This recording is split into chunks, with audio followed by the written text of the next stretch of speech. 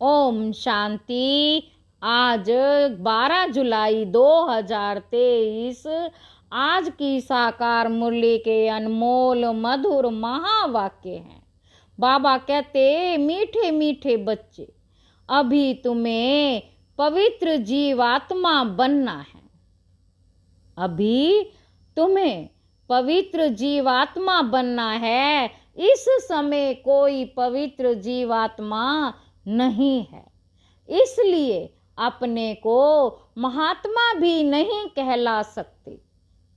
आज की मुरली का प्रश्न है, सतयुगी राजाई का नाम किन बच्चों को प्राप्त होता है? उत्तर है, जो श्रीमत पर याद की रेस में नंबर 1 जाते हैं, उन्हें ही राजाई का इनाम मिलता है। तीखी रेस होगी तो रजिस्टर में नाम अच्छा होगा और इनाम के अधिकारी बनेंगे। तुम बच्चे दूरादेशी बन बड़ी दूर की रेस करते हो। 1 सेकंड में निशान तक, परम धाम तक पहुंच वापस लौट कर आते हो। तुम्हारी बुद्धि में है, पहले हम मुक्ति में जाएंगे, फिर जीवन मुक्ति में जाएंगे, फिर जीवन मुक्ति में आएंगे। तुम्हारे जैसी रेस और कोई कर नहीं सकता। गीत है, आखिर वह दिन आया आज। ओम शांति। यह कौन जानते हैं कि आखिर वह दिन आया आज? बच्चे जानते हैं। बाबा कहे, बच्चे जानते हैं आखिर वह दिन आया आज। जो हम बाप के सन्मुख हुए हैं, आत्मा कहती है इस शरीर द्वारा। आत्मा कहती है इस शरीर द्वारा। अभी तुम बैठे हो, जानते हो हम आत्माएं अभी परम पिता परमात्मा के सन्मुख बैठी हैं। बरोबर 5000 वर्ष पहले भी हम आत्माएं यानी जीव की आत्माएं परमात्मा से सन्मुख मिली थी। आत्मा कहती है, मेरा ये शरीर है। शरीर नहीं कहेगा, मेरी यह आत्मा है। हम आत्माओं का बाप आखिर आज आया है। आना भी जरूर है, भक्ति के बाद ज्ञान देने के लिए, ज्ञान से सद्गति करने लिए आखिर आया है। यह सारी दुनिया नहीं जानती, सारी दुनिया के सन्मुख हो भी नहीं सकेंगे। तुम बच्चों को भी नंबरवार पुरुषार्थ अनुसार निश्चय है।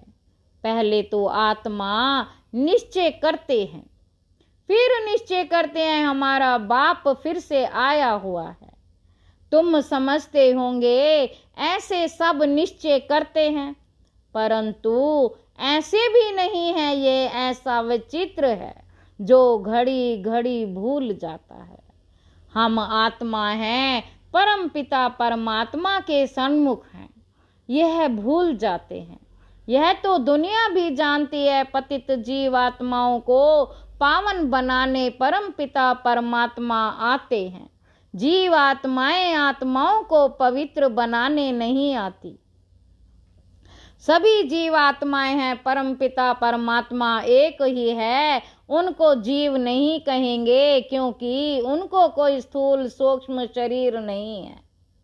क्योंकि उनको कोई स्थूल सूक्ष्म शरीर नहीं है। यह बाप बैठ समझाते हैं। तुम जो भी नामधारी देखते हो, ब्रह्मा विष्णु शंकर का चित्र देखते हो, वे सूक्ष्म वतन में रहते हैं। वे भी सूक्ष्म जीव आत्मा ठहरे।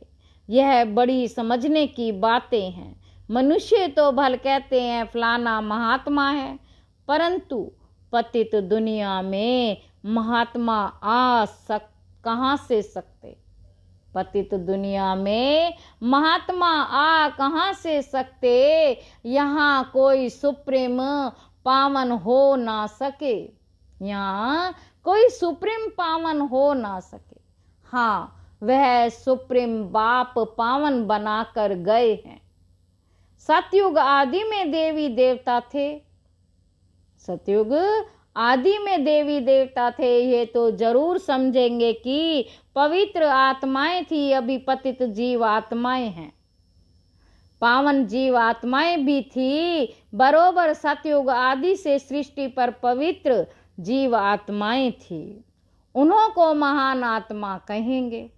बाप समझाते हैं पतित दुनिया में कोई भी महान आत्मा हो नहीं सकते, सब पतित जीवात्माएं हैं। पतित जीवात्मा जरूर औरों को भी पतित ही बनाएगी। वहाँ है पवित्र जीवात्माएं, तो क्या करेंगे? ऐसे नहीं कि पवित्र जीवात्मा बनाएंगे, नहीं, वहाँ बनाने की बात ही नहीं रहती। इस समय सभी पवित्र जीवात्माएं बनती हैं। वहाँ तो है ही सब पावन। इतना पावन बनाने वाला कौन? बाप बैठ समझाते हैं। तुम जब देवी देवता थे तो पावन थे, यहाँ आकर पतित बने हो, ये है ही पाप जीवात्माओं की दुनिया। अक्षर बिल्कुल क्लियर समझाना है। पाप जीवात्मा, क्योंकि आत्मा भी पतित है, शरीर भी पतित है, वहाँ फिर महात्मा अक्षर नहीं देते। वहाँ तो है ही सब पवित्र, कहते ही देवी देवता हैं। सर्व गुण संपन्न, 16 कला संपूर्ण, अहिंसा परमो धर्म जीवात्माएं हैं। संपूर्ण निर्विकारी माना, संपूर्ण पवित्र। तुम बच्चों को समझाया जाता है सन्यासी पवित्र रहने के लिए पुरुषार्थी हैं। अच्छे अच्छे सन्यासी पवित्र रहते हैं, जिनको महात्मा कहा जाता है। पवित्र रहने लिए अलग रहते हैं, परंतु वह तो है निवृत्ति मार्ग वाले। उनको भक्ति मार्ग में महात्मा कहेंगे, ज्ञान मार्ग में नहीं। भक्ति मार्ग में महात्मा कहेंगे, ज्ञान मार्ग में नहीं। ज्ञान और भक्ति दोनों अलग अलग गाए जाते हैं। आधा कल्प सतयुग त्रेता में ज्ञान की प्रारब्ध, यहाँ फिर भक्ति की प्रारब्ध कहेंगे। यह भक्ति मार्ग, पहले भक्ति भी है, व्यभिचारी होती है, फिर अंत में तमो प्रधान व्यभिचारी भक्ति होती है। अभी व्यभिचारी भक्ति का अंत होना है, तब बाप आए हैं। बाप एक ही बार आकर ज्ञान से आधा कल्प के लिए तुम्हारी प्रारब्ध बनाते हैं। तुम नंबर 1 पुरुषार्थ करते हो। कोई तो राजा रानी बनते हैं, कोई फिर प्रजा व दास दासी बन जाते हैं, क्योंकि राजधानी स्थापन हो रही है। तुम अब दूरादेशी बुद्धि बनते हो। दूरादेशी बुद्धि को त्रिकालदर्शी कहा जाता है। जिन्हें तीनों लोकों तीनों कालों का ज्ञान है, उन्हें त्रिकालदर्शी कहा जाता है। जिन्हें तीनों कालों तीनों लोकों का ज्ञान है, उन्हें त्रिकालदर्शी कहा जाता है। तुम अब तीनों लोकों को जानते हो, मूल वतन, सूक्ष्म वतन और स्थूल वतन, तीनों लोक हुए ना। तुम अब दूरादेशी बन गए हो। तुम्हारी बुद्धि आदि से अंत तक जाती है नंबर वार पुरुषार्थ के अनुसार। कोई कमजोर होते हैं जो रेस में पीछे रह जाते हैं। यह तो बहुत बड़ी दूरादेशी रेस है। आत्माओं की रेस कभी सुनी नहीं होगी। तुम आत्माएं जानती हो, हम स्टूडेंट हैं, हमारी ये रेस है, फलाने निशान तक पहुंचकर फिर लौटना है। तुम आत्माओं की ये बड़ी दूर की रेस है। बुद्धि जानती है हम वास्तव में वहाँ के रहने वाले हैं। 1 सेकंड में हम वहाँ पहुँच जाएंगे, जीवन मुक्त बन जाएंगे। हम असुल परम धाम के निवासी हैं। यथार्थ रीति बुद्धि जानती है हम परम धाम जाएंगे, फिर आएंगे। जैसे रेस में निशान तक पहुंचकर फिर लौटते हैं, हम भी बाबा के पास जाएंगे, फिर वापस आएंगे। अब आत्माएं रेस सीख रही हैं, अब आत्माएं रेस सीख रही हैं। तुम सबको कहते हो मन मना भाव, बुद्धि का योग अपने बाप और परम धाम से रखो। आज बाबा कहते बुद्धि का योग अपने बाप और परम धाम से रखो। जहाँ तुम शरीरी रहते हो यह सिर्फ तुम्हारी बुद्धि में ही यथार्थ रीति है। तीनों कालों तीनों लोकों की नॉलेज तुम्हारी बुद्धि में है। 84 जन्मों का ज्ञान और कोई भी नहीं सकता। तुम जानते हो हमको इस छीछी दुनिया से, छीछी शरीर से मुक्त होकर जाना है। हम जा रहे हैं, बाप रोज ये रेस सिखलाते हैं। तुम्हारी रेस अविनाशी है। बाप को जितना जास्ती याद करेंगे उतना ही तुम्हारा रजिस्टर में नाम अच्छा रहेगा। कहेंगे इनकी बुद्धि की यात्रा बहुत तीखी है, याद से ही वे कर्म विनाश होंगे। याद नहीं करते हैं तो विकर्म विनाश ना होने के कारण पिछाड़ी में रह जाते हैं। प्रजा व दास दासी बनना यह कोई प्राइज नहीं है। नर से नारायण, नारी से लक्ष्मी बनना, इसको इनाम कहा जाता है। बाप रजाई का इनाम देते हैं, वर्षा देते हैं। अगर उनकी मत पर चल दौड़ी लगाई तो कोई तो 2 कदम भी दौड़ी नहीं लगाते हैं। अगर प्रजा वाले होंगे तो बिल्कुल कम दर्जा पा लेंगे। यहाँ रहने वाले भी होंगे तो भी राजाई में बहुत कम पद पाएंगे। तुम्हारी कितनी विशाल बुद्धि हुई है। अब बेंगलोर मद्रास के बच्चे बैठे हैं। बाबा कहते अब बेंगलोर मद्रास के बच्चे बैठे हैं। उन्हों को ही फिर मद्रासी भाषा में कोई बैठ समझाए। हमारी भाषा तो हिंदी है, कल्प पहले भी ऐसे समझाया होगा। कहेंगे भगवान सब भाषाएं क्यों नहीं जानते, परंतु ड्रामा में है नहीं। ड्रामा में होता तो मैं सब भाषाओं में भाषण करता। समझो भिन्न भिन्न भाषाओं वाले बैठे हो तो क्या हम सब भाषाओं में बैठ बोलूँगा क्या? यह तो हो नहीं सकता। 1-2 को भी कहाँ तक सुनाएंगे, घमसान हो जाएगा। तो समझाना चाहिए बाबा ने कल्प पहले जिस भाषा में समझाया था उसी भाषा में ही समझाते हैं। इसलिए हिंदी का जोर है, अंग्रेजी भी जरूर है, क्योंकि इन्हों का कनेक्शन अंग्रेजों से जास्ती है। रशिया, अमेरिका आदि की भाषा अपनी अपनी है कि एक ही धर्म वाले क्रिश्चियन, परंतु भाषाएं बहुत हैं। यहाँ भी सब भारतवासी आदि सनातन देवी देवता धर्म वाले, परंतु अपने धर्म को भूल गए हैं। भाषाएं कितनी हो गई हैं, सब मिक्सचर है। जिसकी जो भाषा उसमें फिर उनको सुनाना है। इसमें भी बड़ा होशियार चाहिए जो समझ कर और समझाए। साथ ही ऐसा साथ लाना चाहिए जो एक्यूरेट समझा सके। यह है सबसे बड़ा चैतन्य तीर्थ। वह सब है जड़ तीर्थ। साधु संत महात्मा सब वहाँ जाते हैं, बहुत दूर दूर जाते हैं। जो भारत को पावन बना कर गए हैं उन्हों के मंदिर में जाते हैं। यह भी समझने की बातें हैं ना। बाप कहते कि झाड़ की टाल टालियां पत्ते, उसका विस्तार कितना समझाएं। तुम तो समझ गए हो यह छोटे छोटे टाल टालियां हैं। टाली में भी कितने पत्ते होंगे, अथाह मठ पंथ हैं। तुम्हारा थुर तो कितना बड़ा होना चाहिए, कितने पत्ते होने चाहिए। आदि सनातन देवी देवता धर्म सतयुग से लेकर चला आया है। तो हिंदू कितने होंगे, परंतु हिंदू भी नहीं रहे हैं और धर्मों में कन्वर्ट हो गए हैं। यह है कल्प वृक्ष। शुरू में आदि सनातन देवी देवता धर्म वाले थे। हिंदू कहलाने वाले भी वास्तव में हैं आदि सनातन देवी देवता धर्म के, परंतु कन्वर्ट हो गए हैं।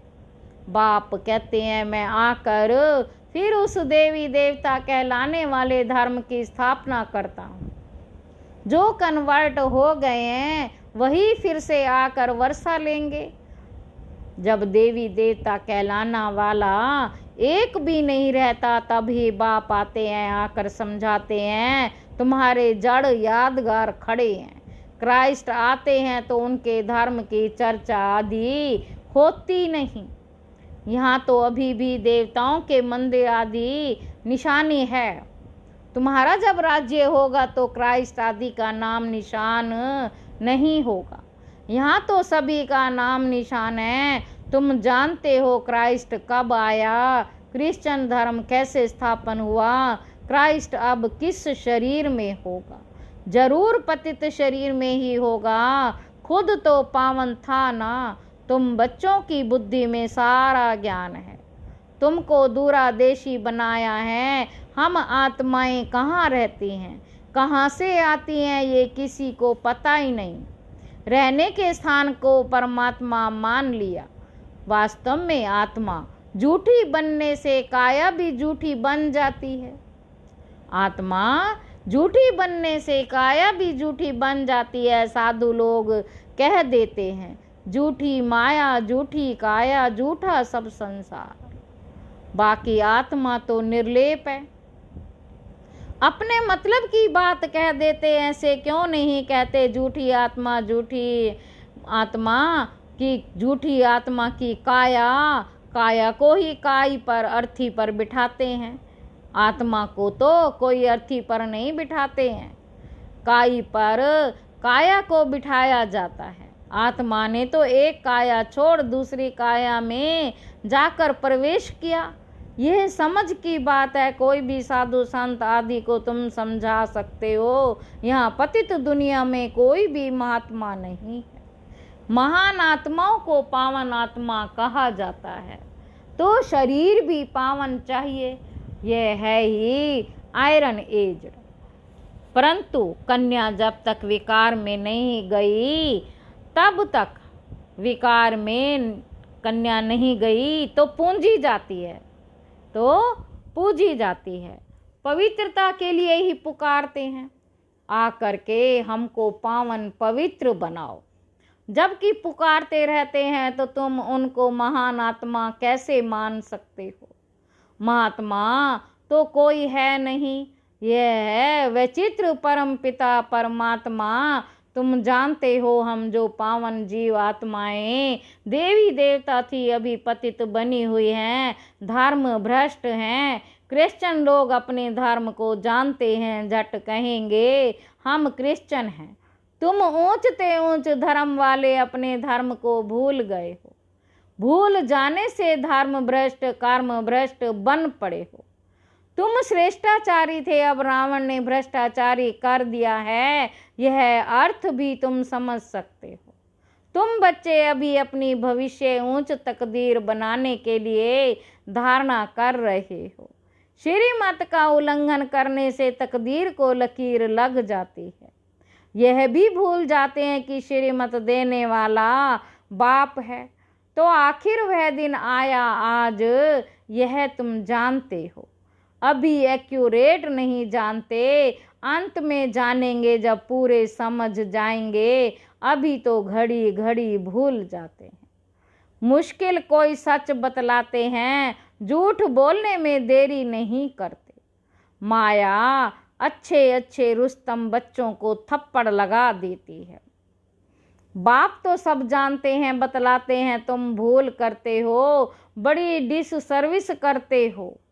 अच्छा, मीठे मीठे सिक्के लदे बच्चों प्रति माता पिता बाप दादा का याद प्यार और गुड मॉर्निंग। रूहानी बाप की रूहानी बच्चों को नमस्ते। हम रूहानी बच्चों की रूहानी बाप दादा को याद, प्यार और गुड मॉर्निंग, नमस्ते बाबा, नमस्ते, शुक्रिया बाबा, शुक्रिया। धारणा के लिए मुख्य सार पहला पॉइंट है, दूरादेशी बन, तीनों लोकों और तीनों कालों को जान, बुद्धि से रेस करनी है। इस छीछी दुनिया छीछी शरीर से मुक्त होना है। दूसरा पॉइंट है, झूठ बोलने की आदत को मिटाना है, श्रीमत का उल्लंघन कर डिस सर्विस नहीं करनी है। वरदान है, लौकिक वृत्ति दृष्टि का परिवर्तन कर, लौकिक वृत्ति दृष्टि का परिवर्तन कर अलौकिकता का अनुभव करने वाले ज्ञानी तू आत्मा भाव। लौकिक संबंधों में रहते हद के संबंध को ना देख, आत्मा को देखो।